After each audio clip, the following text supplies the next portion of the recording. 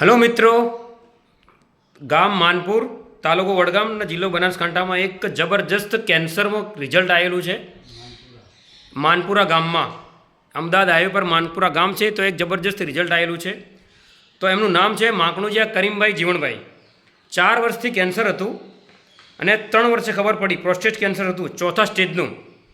કે એમને ફાઇલો જોવા, ખાલી કેટલી બધી ફાઇલો છે. પ્રમુખ કેન્સર હોસ્પિટલ, મૌલિક હોસ્પિટલ, આ ખેરુનિસા હોસ્પિટલ, પછી આ દીપક રાજ્યગુરુ, પછી આ કેન્સર રિસર્ચ સેન્ટર હોસ્પિટલ, પછી મેડીપોલિસ પ્રમુખ હોસ્પિટલ, પછી શંકુ હોસ્પિટલ, આ બધી હિન્દુજા હોસ્પિટલ. આ ખાલી એની ફાઇલો દેખો, કેટલી ફાઇલો છે ખાલી. આ કેટલા ટાઈમથી આ સારવાર ચાલી રહી હતી પણ એમને જરાય ફરક પડતો ન હતો. પછી એક આપણા જેડી દવે કાકા એમને મળ્યા અને એમને પ્રોડક્ટ આપી.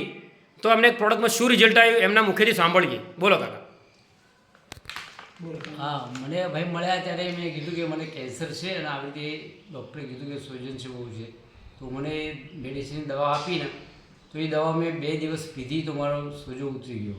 અચ્છા. 3 ડૉક્ટર એલોપેથી ડૉક્ટર પાસેથી લીધી દવા પણ એ ફરક પડ્યો નહીં. અચ્છા. અને મારા બધા સોજા ઓછા થઈ ગયા. હિસાબની તકલીફ બધી બંધ થઈ ગઈ. અચ્છા. આ તો મેડિપોલિસમાં ગયા હતા, જે ડૉક્ટરો આવે છે અમદાવાદથી, એ જે ડૉક્ટરના કેમ્પમાં ગયા હતા ને, તો એ ડૉક્ટરો હોસ્પિટલમાં ગયો હતો.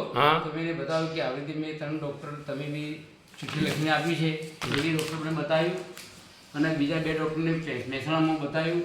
તો મને એ લોકોએ કન્ફ્યુઝ કરી નાખ્યું છે. તો હવે મારે દવા લેવી કેવી રીતે? તો એ મેં આ આયુર્વેદિક દવા એમને બતાવી કે જો આ દવા હું પીધી અને આ દવાથી મને આટલો ફરક પડ્યો. તો મેં કીધું કે દવા ચાલુ રાખો. બરાબર. એ લોકો ફોટા પાડીને લઈ ગયા ડૉક્ટર? ફોટા નથી પડે. ફોટા પાડીને લઈ ગયા ને? આના ફોટા પાડીને લઈ ગયા ને? નહીં, આના ફોટો પડે. હા, એમ આ નુવાના ફોટા પાડીને લઈ ગયા ડૉક્ટર? બરાબર. હવે મિત્રો, આ કાકા જ્યારે મને મળ્યા આજથી 13 દિવસ પહેલા પાલનપુરના બસ સ્ટેન્ડે, તે દિવસે કાકાએ એમ કહ્યું હતું કે ભાઈ તમે મને સારી દવા આપજો, નહીંતર હું હવે સુસાઇડ કરવાનો છું. એટલે છેલ્લે માણસે એમના માલિકે એમની વાત સાંભળી લીધી અને એમને આ સારી પ્રોડક્ટ મળી. જે દિવસે મને મળ્યા તે દિવસે એમના પગ આવા સૂજીને થાંભલા જેવા થઈ ગયેલા હતા. બેન થયેલા હતા, સૂજી ગયેલા હતા. હા, હવે એમના લિંગ ઉપર પણ એટલો બધો સોજો હતો કે એમને પેશાબ નહોતો થતો. એ દિવસે આવીને દવા લઈ અને બીજા દિવસે સવારે મને ફોન કરી કીધું કે આજે હું પહેલી વખત ઊંઘ્યો છું અને પહેલી વખત મને આજે આરામ મળ્યો છે 3 વર્ષની અંદર. તો આવો ક્રિટિકલ કેસ આપણી આ સમજી લો કે ઇમિઝોન, હરિદ્રા અને આ નોવા, આ વસ્તુથી આવો ક્રિટિકલ કેસ જો કદાચ પતી જતા હોય તો કોઈ પણ લોકોએ કંઈ ગભરાવાની જરૂર નથી.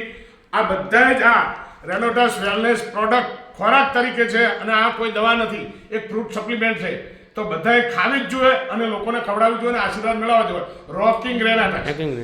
કાકા, અત્યારે તમને કેવું છે? અત્યારે બધું સારું છે? કેટલા દિવસમાં ફરક પડ્યો આ પ્રોડક્ટ લેવાથી? ફરક તો મને 2-4 દિવસમાં ફરક, અઠવાડિયા.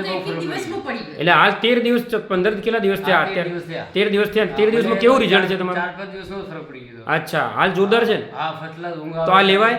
આ લેવાય. લોકોને તમે શું સજેશન કરશો? હું તો કરીશ કે ભાઈ આને પ્રોબ્લેમ છે અને તમે લો દવા, તમારા માટે સારું થઈ જશે. બરાબર. ઓકે. કેન્સરવાળા પેશન્ટને હું કહેવાનો જ છું પેશન્ટ. Okay, thank you. પણ મારે બીજી બીમારી હતી કે દૂર થઈ ગઈ ને. કઈ? જે જુલાબ થવાની. હા. કોઈ ખોરાક ટકતો નહોતો. હા. ભૂખ નથી લાગતી, ઊંઘ નથી આવતી. એ બી સમસ્યા મારી દૂર થઈ. અચ્છા. ઓકે. રોકિંગ રેનાટા.